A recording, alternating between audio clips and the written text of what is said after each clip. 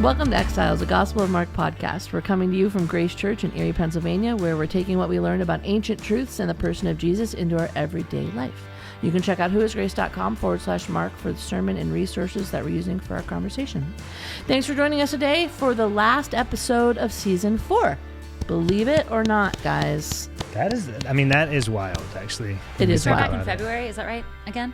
4 seasons. 4 seasons. Like, it got to the point where, like, the one episode we realized we had talked about something before because we've been doing it for more than a year. The Christmas tree. Yeah. Wow. Way to be consistent, guys. For real. Yeah. And when it started, wasn't the first one like It was just a dream. Sarah? It was just a dream. I remember being so nervous. Oh, yeah. Yes. Like wanting to say everything correctly and not stumble. So afraid I was going to Now- upset somebody. Now Look at it's us now, guys. Look at us now. It's Look an how far evolving we've come. process. Just barely hanging on.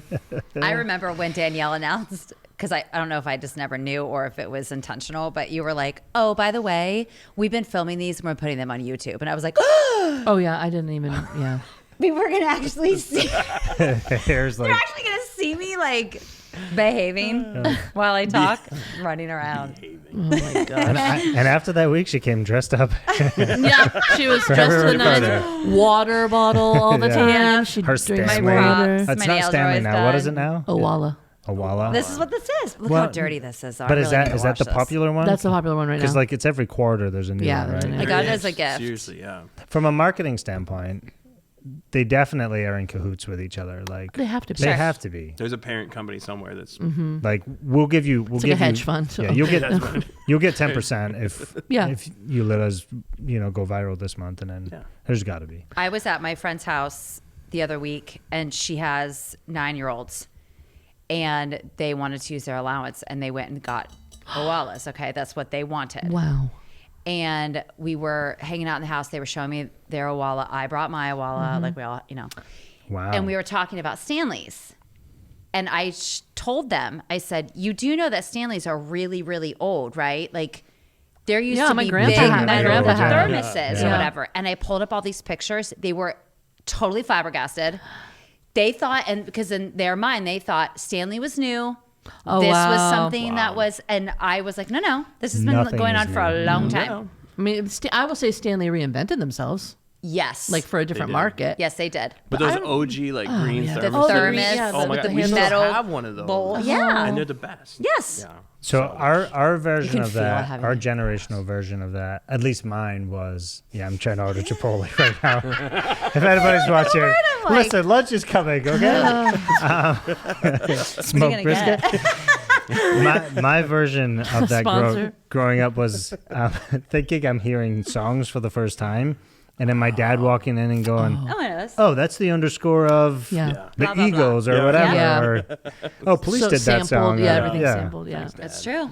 Yeah, and I'm like, no, it's original. They're like, no, it's not. Tupac, Yeah. Oh, yeah. I mean, That's- really, truly, all we're ever doing is just taking something and reinventing it. We're just copying things over and over, but like tweaking it. So there's If you really think about it, there's a book in the Bible by Solomon. Nothing new under the sun. Ecclesiastes. Let's yeah. go. Can we do? Turn, there's a season. You want to do an 10. Ecclesiastes Yeah. podcast? I would love that. I mean, That would it's be better so than wild. what we're That would doing be today. so. That's true. Speaking of what we're doing today, question. I'm not ready for it.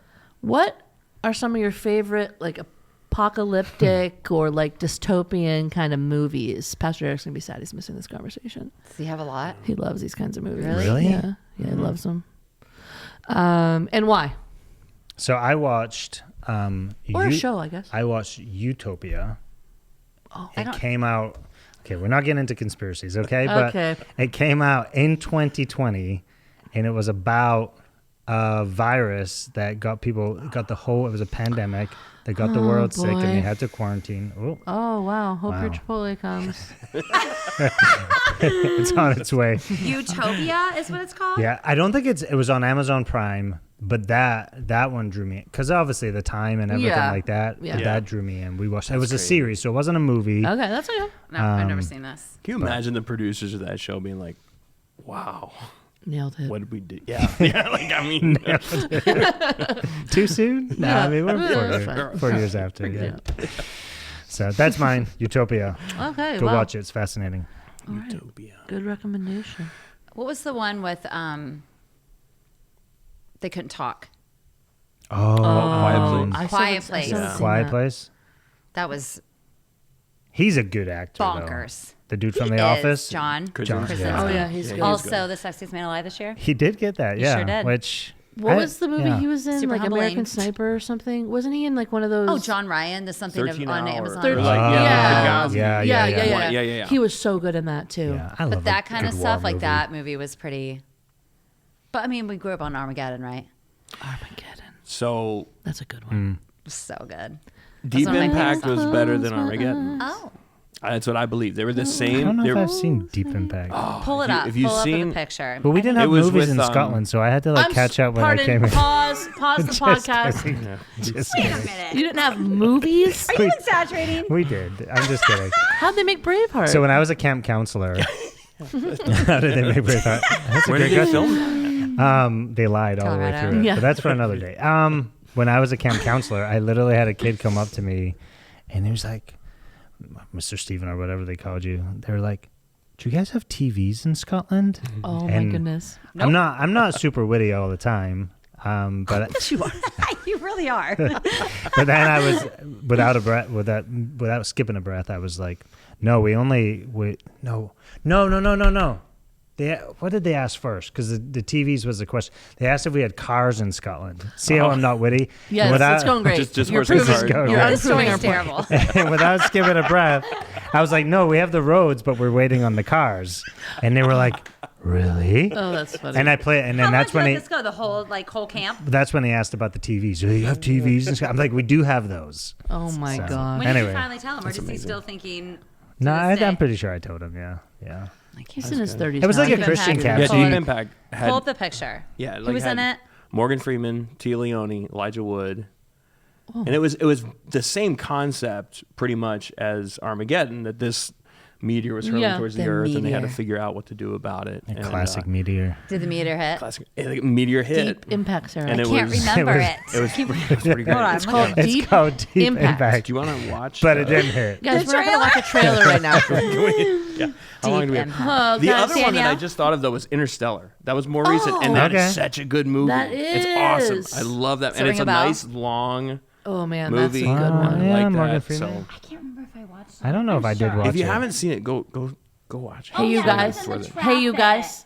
Hey, you Yeah. guys. What? I know this is our last podcast, but we are still doing a podcast. So we should do one conversation at a time. Nah. Nah. Sorry. People know as well. Put it in the enough left by and the now. right ear at least.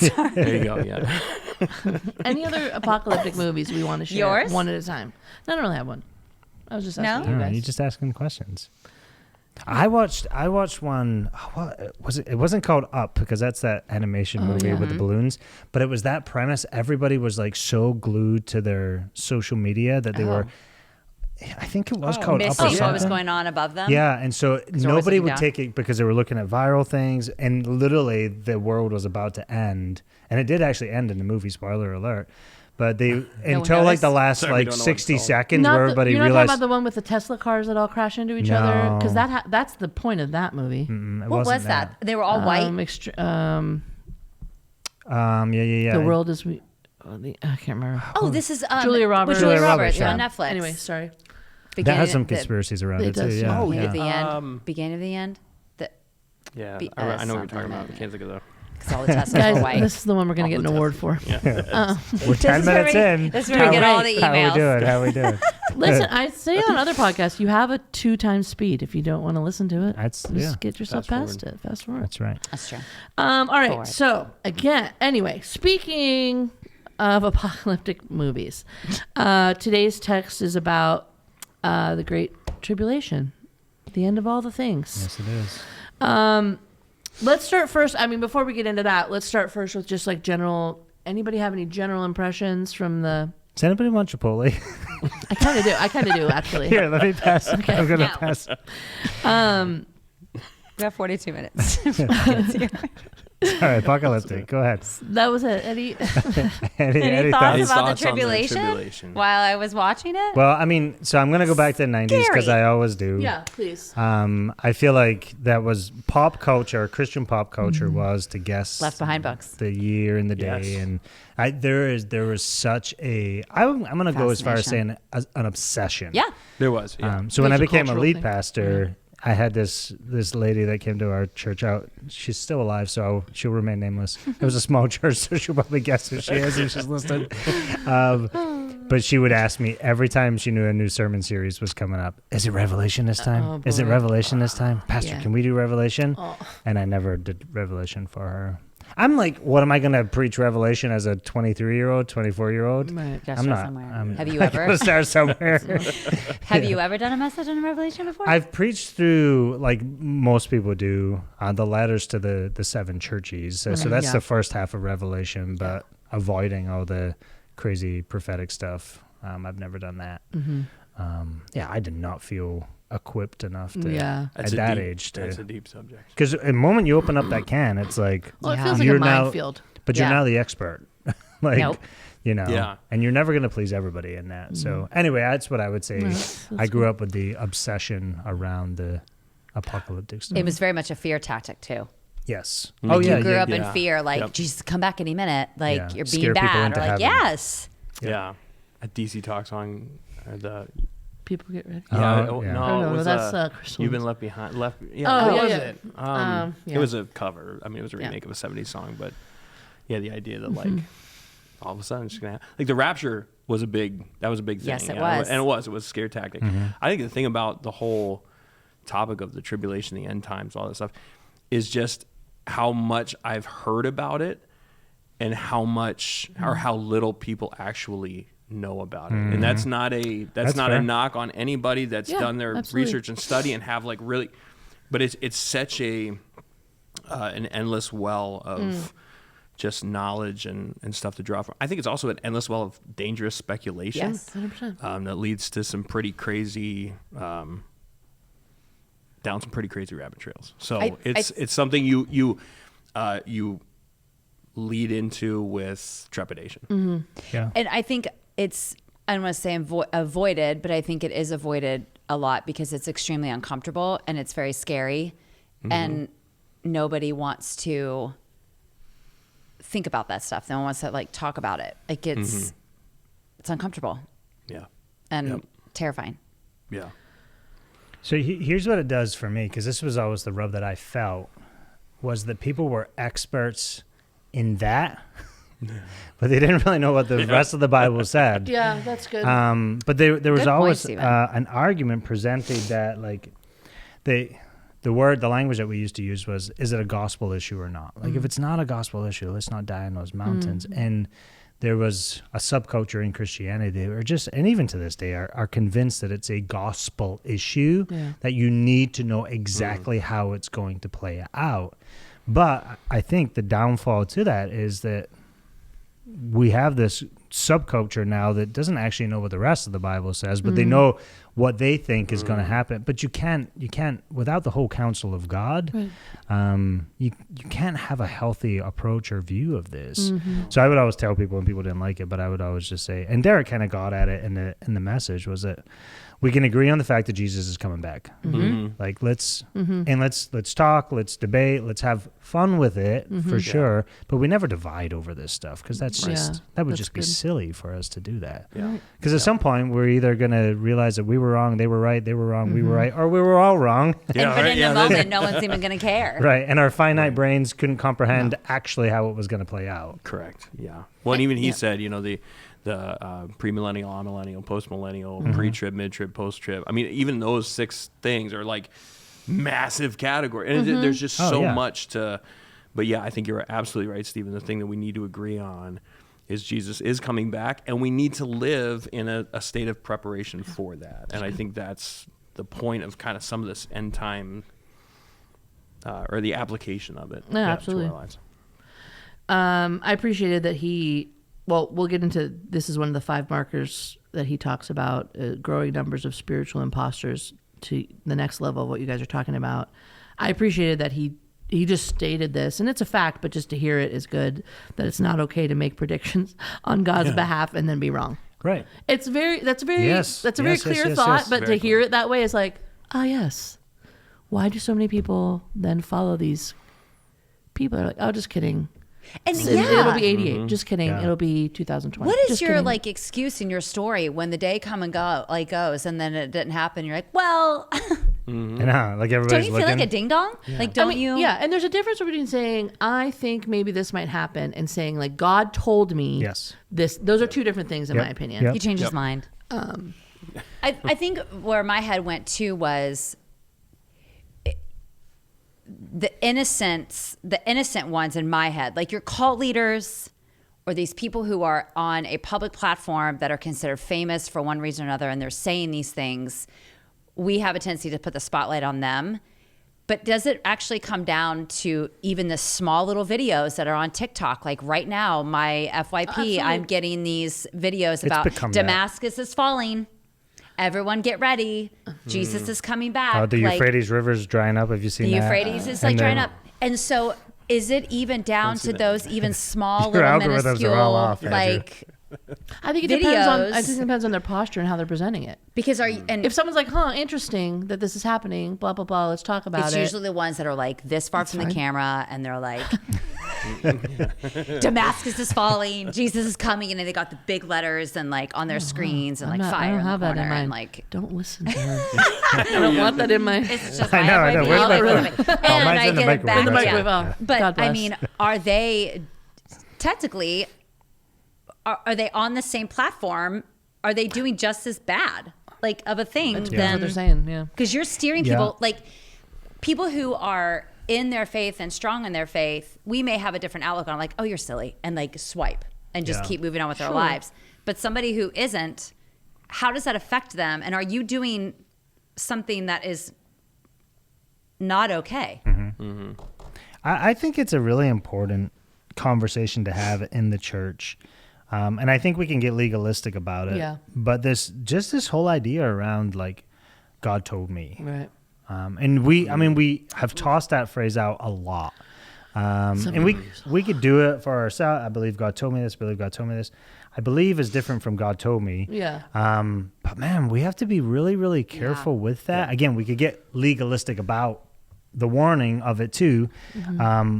But in this sense, I mean, that's, Ezekiel talks about false prophets. Derek mentioned about it, but Ezekiel's very clear about what happens with false prophets. And there's just like, not that we're stoning anybody, now in our civilized. Maybe we should. Somewhat. Bring back stoning. The oil. I've heard bring back bullying. But Yeah, that's me too. Bring back I love stoning. Yeah, bring okay, back- all right. Same they're cousins. They're cousins. I mean, distant cousins. Yeah. But I think the warning ought to be felt. And if we are believers, I really do. I think we need to feel it. Like, let's be careful what we're saying. Obviously, this is an extreme example in terms of like the tribulation. But for us to claim that God told us something and then to be wrong, like whether we're stoned or not, we're standing before the God of the universe. And we're going to have to give an account for we spoke on your behalf. Yeah. Which should strike a lot more fear into our hearts than the threat of stoning. Right. Honestly. Like that to me is, there's such a wonderful place in the scripture, in the pursuit of the knowledge of God, for wonder and reasoning to make definitive claims on what God told me. That's on a completely different plane. And I agree that's a, you should never be light about that. Yeah. Wouldn't you agree that is the true definition of taking the Lord's name in vain? It's not necessarily saying, "Oh my God," or I mean, that's not great, but that's the true definition. Yes. A part of that. Yeah, I would say way more accurately that is Especially when you read the Ten Commandments, God, when he wrote, "Thou shalt not take the Lord's name in vain," didn't have the, "Oh my God" or "Jesus Christ" in mind. Like, that's what I was. That's what I was meaning, Andrew. Yeah. Shame on you. Yeah. I mean, again, let's not approach his name flippantly. Sure. But more than that. Yeah. Sorry. Go ahead, Andrew. No. I was just gonna say. I think in the vanity too of the world. I mean, a lot of this stuff. I think a lot of these people have made a name for themselves on social media platforms. So it's like, you're almost using it as a way to self-promote. It's not really about Yeah. what that's what you're getting God at, potentially told you. It's the fact that I'm using this somehow for self-promotion. And I don't think the mark of a true prophet, the part of it is humility. Yeah. And I just think there's something that's very anti-humble about getting on social media and having thousands of followers because you're claiming that God told me this, God told me that. And it's sad because the people who are really using the platform to do, to spread the gospel, they're getting overlooked because they fall into the category of being crazy or telling a lie and that's tough. Yeah. And what a just a good reminder that authentic connection with actual human beings is still a really, really important thing. Yeah. That's good. As Christians. Yep. That's really good. Well, these points just get happier and happier. Sure do. I love the fact that it was on December 22nd. I know, really like, great. He says Merry Christmas Merry at the Christmas. beginning. Merry Christmas. You know We're what? gonna die. You know what my nativity scene's gonna look like next year? Yeah. I got a white horse on order already. So. All right, we just went over growing numbers of spiritual imposters. So we're going to see this increase. Public, probably, I'm assuming, like spiritual imposters. Increasing global calamities. Yeah. That's kind of what you guys are hinting. And by the way, we're not saying this is happening. We're just, as we're talking, we're just giving examples. We're actually going to give you the date and time at the end of this podcast today. Stick around. Figure it out. No, you got to wait for season 5. God Yeah. Yeah. And we're off. Tune See you back in guys. for season Hope 5. you're safe. Yeah. We might not be back. And what always throws me off too is he makes it very clear that no one will know. No one will know the date and time. No one. And then people are like, "Oh, well, I know." And it's like, what?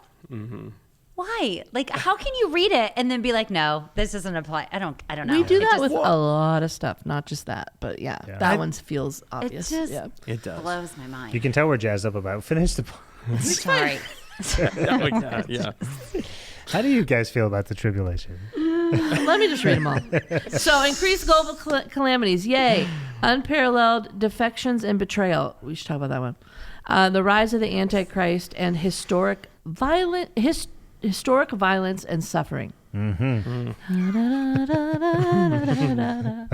thinking about it's a small world. I don't know why, but It's just not good, guys. It's not good in the end. yeah. It's not good. What I thought, and Derek kind of got at this in the message too, but what I thought was interesting, actually one of my youth who's now a missionary in the Middle East area, I won't name it specifically where, but him and I were talking, and he brought up the Antichrist reality, that there really needs to be an Antichrist, honestly, for every generation, because it's not like the Antichrist actually knows.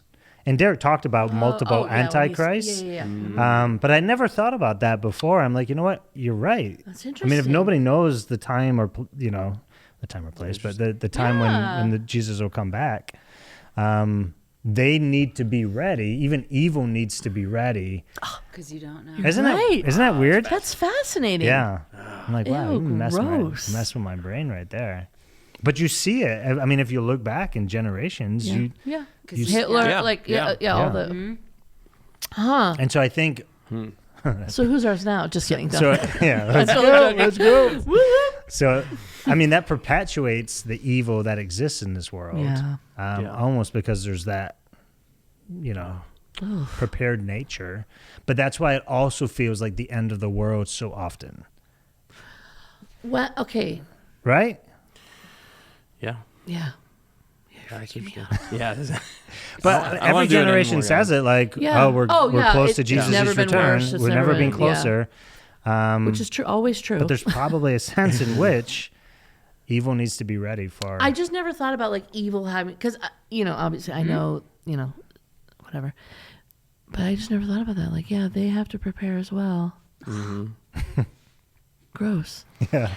Let's talk about something else. That's not gospel, but I Cue remember the he music. presented It's it to me. And your reaction was my reaction a few years ago. I just thought I need to think about that for I gotta like think a about couple it, yeah. days. Yeah. That's Everybody Wow. chew on that. Bye. Now we'll get the emails. There we go. There we go. Should have started with this. Email us, and in the subject line put the date you think. Yeah. For self-promotion purposes, we're actually going to start with the tribulation. You guys want to talk a little bit about? He had I think a practical thought that we could talk about, which is the idea of the way that Americans throw around the idea of persecution. We have no idea what it's like to be persecuted. None. Dave's best friend That is was a also slap in the in the Middle face for East. me. They're missionaries in the Middle East, and they were. I don't want to get political about this, but it's just an example. They were talking to Dave and I about how crazy it is to see like the social media in America, and they're Americans. They're going to come back. They're all things, but to see it kind of at a distance of how crazy everybody was after the election.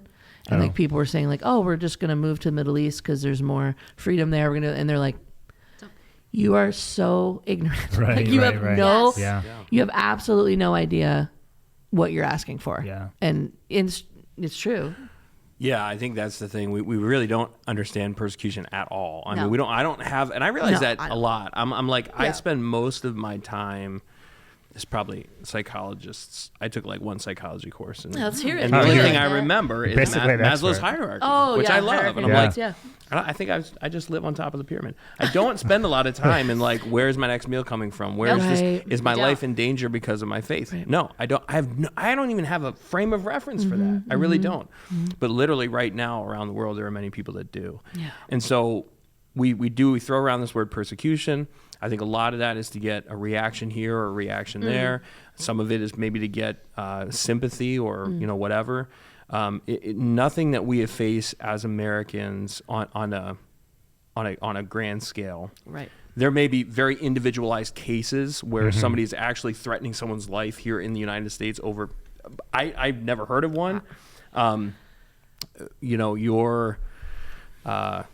I don't get political either. But Yeah, it's hard not it's to, just but one of yeah. those things where I'm like, It's the last Oh, episode. five. this is it, right? I mean, Let's yeah. go. We might not be This back for could be season the 5. end. You might be right. No, I just think there's times where we don't know. We just don't know what it is. No. We don't have a frame of reference for it. So we make up these little things that feel like, well, I'm being persecuted. No, you're not. Somebody didn't like your stance on something, so they Right. chose to yell at you. They chose to call you a name. That's so far away. You're not in fear every single day, all day for everything that you're Yeah. believing or doing in your life. It is not a daily 24-hour. You're not losing sleep over it. You're not in literal fear of your life. Nobody's actually No. looking for you, like actively pursuing you. You're not hiding. and trying to get rid of you because of your no. You are actively wearing a shirt or putting it on your social media or Yeah. openly having conversations. You made me think too, like even in that example that, and so many times you'll hear somebody say like something about being persecuted, being whatever, attacked. Hate crime. A lot of the times it has nothing to do with Jesus. No, It has to do with like an opinion or a political thing or like whatever. I'm being honest. Like it rarely has to do. Like I'm thinking of people who have talked to me. Yeah, and you're It's rarely them saying, "I took a stand yeah. for Jesus." It really is. Well, we it's took- we more talked- like it's about something. It's about abortion or it's about a topic. A topic. that A has A secondary issue. a secondary issue. And I think we Or talked a- about that a few weeks ago. It was like Yeah. the secondary issues that we kind of land our faith on. Yeah. It's not Jesus. It's that this the way that I interpret this part of Scripture, somebody else didn't agree with it, and they're it's Yeah. not you're absolutely right about Like that. you I think can't. it's a good insight. Again, not political. You can't pray in school anymore. Oh my gosh. Yeah, This is right. it. No, Yeah. it's not it. It's not it at all. You can't have a Christmas Like, party. what do you? Yeah. So anymore. moving from Scotland, so Scotland is a post-Christian nation, right? And when you're post-Christian, you're almost pre-Christian because it's cyclical. Yeah.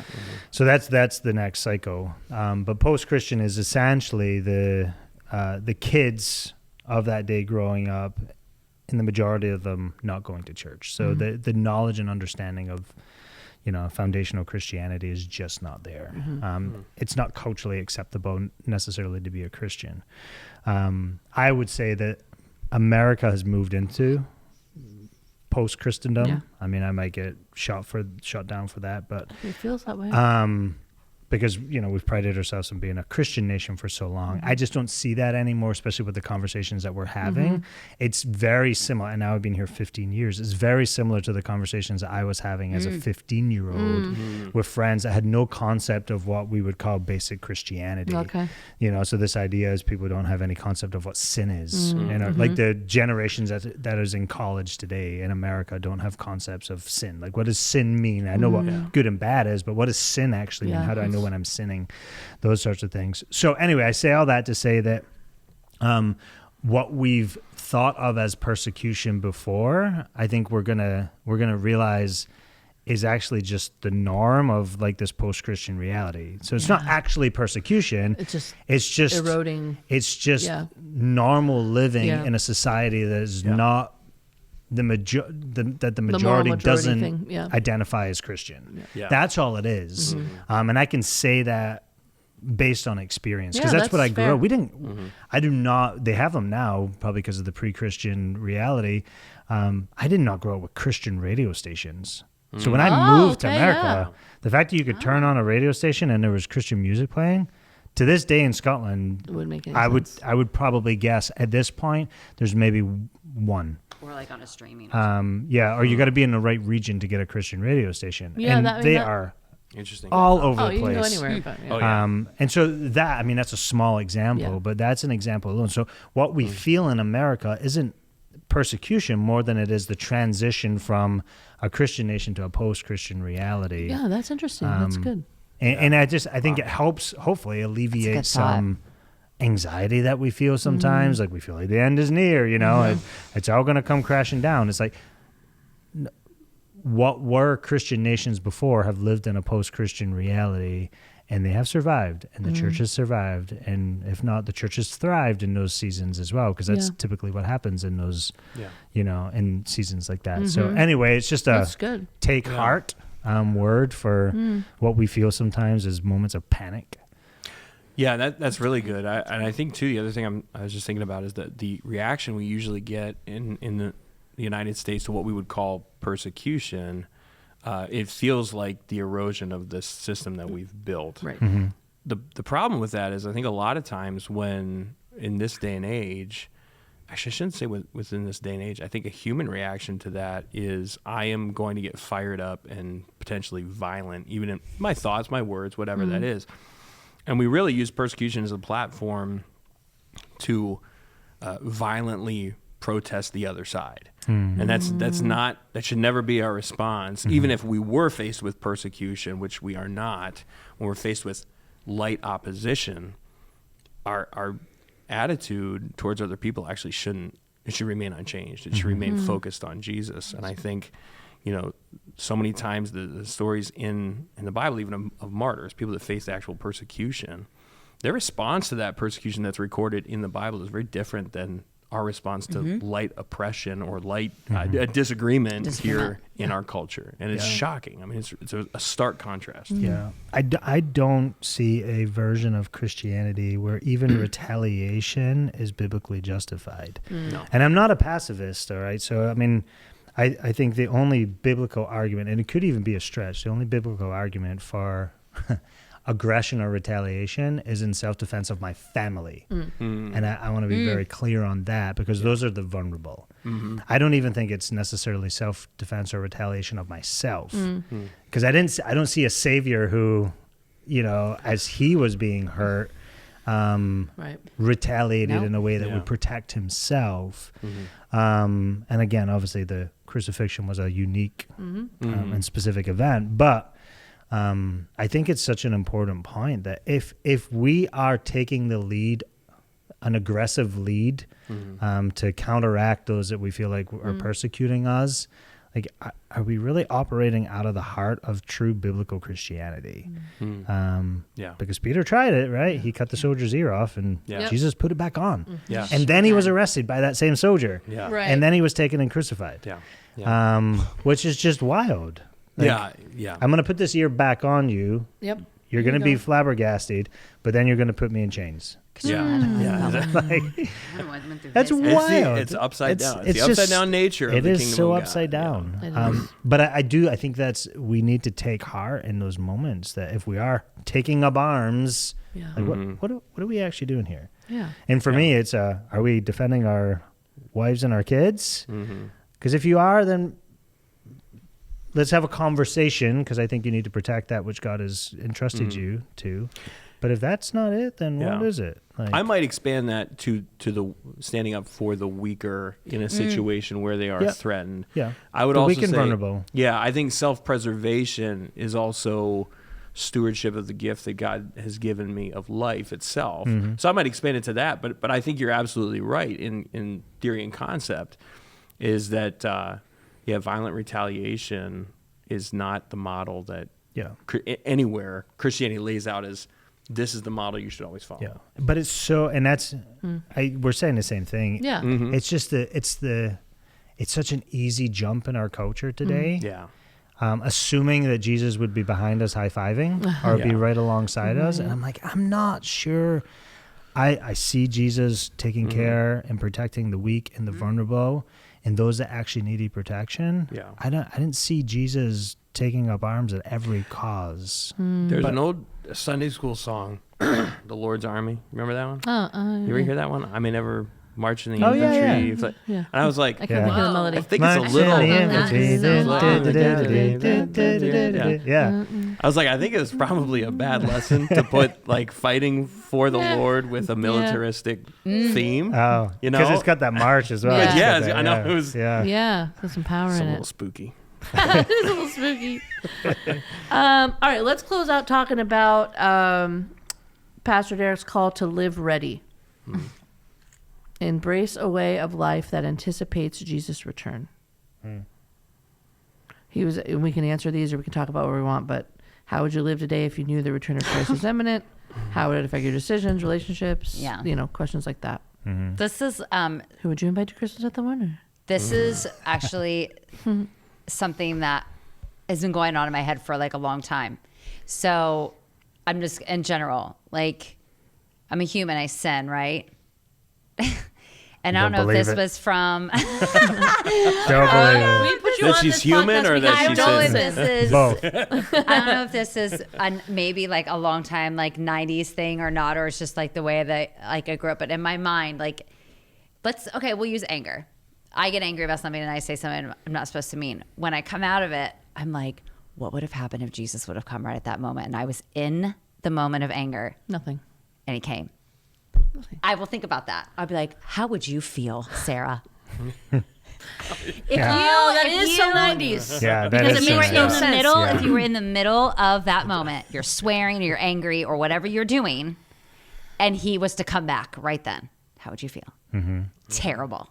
I'd feel amazing because he came back. End of story. Yeah. Yep, and that's something that literally lives in my head. So when Derek said that, I was like, oh, I do this. I do this where, like, I will do something and be like, shoot, like, that could have been the moment. And I don't know if that is where I should be or not. So let me don't be in shame. let me rephrase it a little bit, because I think this is knowing Derek. This is the heart Right. that what he was getting at. I think we have to rephrase it from, what was it? Live ready. No, sorry. What did you say? How would you feel? If he came back. Yeah. How would you feel if he came back? How would you feel back being in that moment of Yeah, that's not sin? what he- And that's right. Yeah. That's not what Yeah. he was saying. Yeah. That's where Yeah. how my head operates Yeah, in which is- regards yeah. to that thought. That's where I went. There's this sort of reactive and proactive, I think, approach that we need to think about this through, and that's the reactive approach. Like, how would we feel if he came back in this moment? What if we were to flip it and we were to say, Jesus is coming back, so therefore how should I? Yeah. And I think because what that narrative does, and it's the 90s narrative, totally is. 100%. And maybe even started in the 80s, but. Yeah, let's blame it on the 80s. yeah. The We were 90s just is little. getting a bad Yeah. rap lately. The 90s It's are just the a, 80s. 90s It are was just the the 80s. victims of the 80s. Yeah, they That's the 100%. I mean, that's when it really started in the 80s. Absolutely. That's when Carried the over. that's when the crazies started coming out. That is when the crazy started coming We're out. just the children of the 80s, guys. We're just doing Very Anyway, innocent. Yeah. because that narrative is just a guilt and shame narrative. Right. Not an accountability Right. narrative. Yeah. And I think those can be at seasons parallel roads, but they're not always parallel roads. I think accountability is helpful. Yeah. It's healthy, and it moves us towards holiness. Shame and guilt doesn't. Right. Yeah. And so often I think they meet and we hold hands for too long. And so something like that says, you know, how would I feel in this moment? And then automatically we're in guilt and shame. Yeah. And I don't see Jesus interacting with anybody outside of the staunch religious leaders. Yeah, but They were so far gone. Yeah. But I don't see Jesus interacting in a guilt and shame narrative with anybody in Scripture. No. But I do see him holding his disciples accountable. So he still called them out.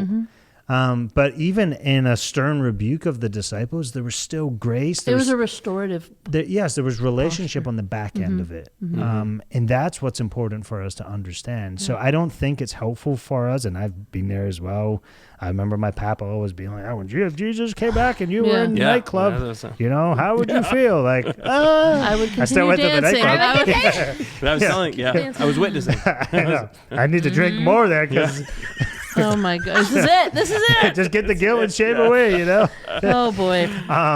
But anyway, I mean, that's good. Yeah. I think that we need to rework that a little bit in our minds for those of us that are used to that type of narrative. Yep. Because we can justify it, and I think it's dangerous for us to justify that type of thought. Well, I think too, just the thought of living ready. Again, going back, I don't think Jesus interacted with people in a guilt and shame kind of matrix. But he laid out a model for living with others, and he laid out a model of how we ought to interact with him and the Father. And so I think, I've been spending time in the text of Jesus' arrest recently, and the idea that he stood in that moment because of the preparation he had done in the garden that evening, the prayer that he had engaged with his Father. So to live ready, to me, is I really need to I need to examine my heart. But I also need to spend I need to spend the most time I can with Jesus in prayer, in preparation for that day. I don't have to, and the thing is, he says, nobody knows the hour. For me, I'm like, good, means I don't have to worry about it. Right. All I have to worry about is how am I living my life? How am I treating other people? How am I living out the model that he laid out for me? And even in the New Testament, in the Pauline letters and some of the other letters, there's this model for holy living that's placed before us. And it's like, well, how am I living that out? I think that's how we live ready. We live the model that's been placed before us in Scripture. Live at peace with everyone if you can. Practice hospitality. Yeah. Love what is good.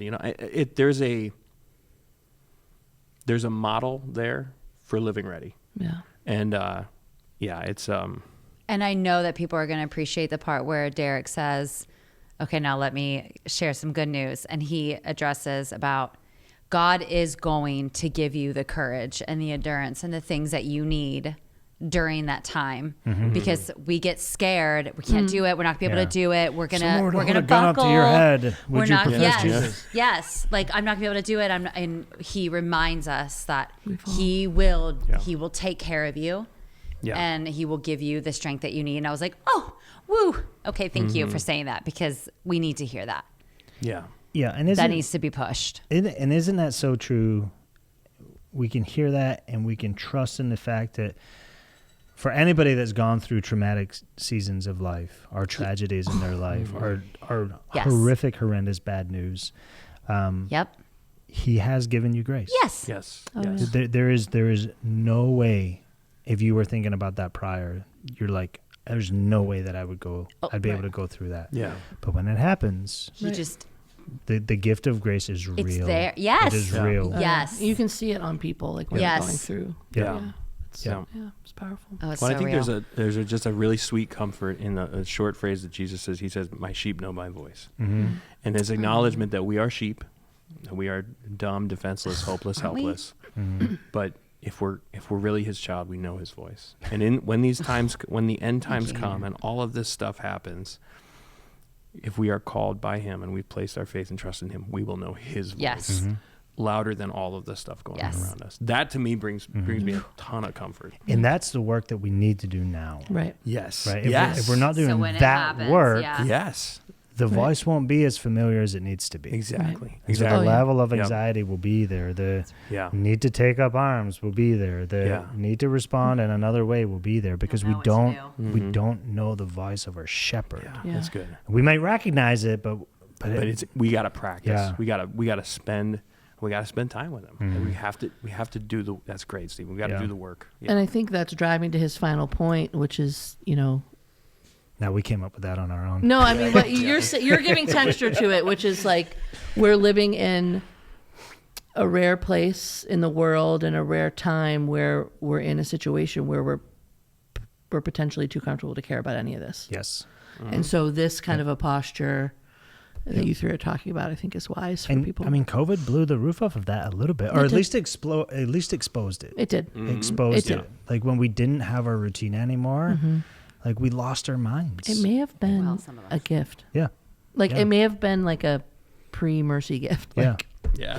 Yeah. Hey. There's a sense in which Get that's ready. true Yeah, for I sure. loved COVID, but that's. oh, I 100% ate up quarantine. It changed my life, and for a positive, yes. Yeah. I love quarantine. I didn't. Like Correct. COVID. Yes, I enjoyed the quarantine part. I think not I had it the twice. COVID. And then Let me rephrase. I I enjoyed think- what I learned and how I came out of it. Yeah. I talked myself into that. I thought I was an extrovert by the end of it. I was like, I think I like people. All right, join us next season. And you came back to work. I came back to work. I was like, February. we're coming back. Yeah, like Sarah said, mid-February. Until then, and as always, you can go to whoisgrace.com/Mark. You can also, well, I'm even saying this. Thanks for joining us. We'll see you in a couple months. adios. Adios. Bye. Love y'all. Bye.